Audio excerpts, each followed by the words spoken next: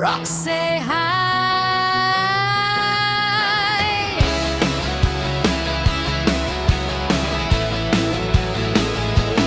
Cơ sơ lên mì chập trong sáng buộc chót đặc sơ ngon cơ to kia tơ drong bát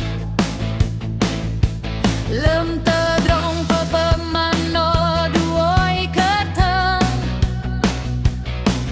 trong dâu pơ môi bằng tơ drong rơ hen nhang sang adrin hiệt đi tôm tơ drong bát thuê lớp khay nơ trong play nuôi âu ai chi anat bát play mi lơ lại thôi nhong rong tơ drong sang tơ pai tơ plung và pin min măng jong lại ô phăng tơ drong bát tơ pha klai play mi play tơ đã lại thơm lơ lại thôi play nuôi nhong adrin buộc lô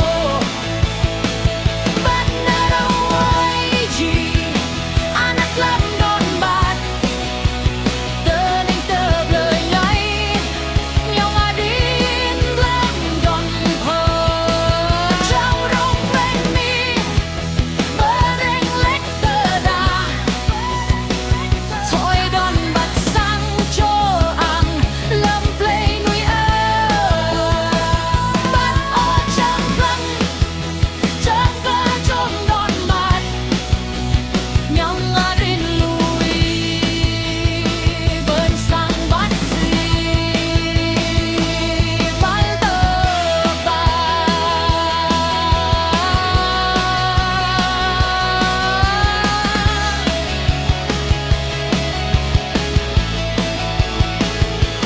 trong bốc so chờ ao nhong bốc mình nu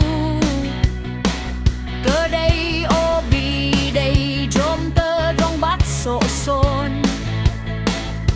quay lại tơ trong giờ hình lớp khay nơn băng plen mì lơ lẹ tơ trong bát nhong bát nơ cơm bân chăm gì bal hơn e plen mi sang bốc lo nhong adrin vặn nạc pi de oi ngil ngul nhong sang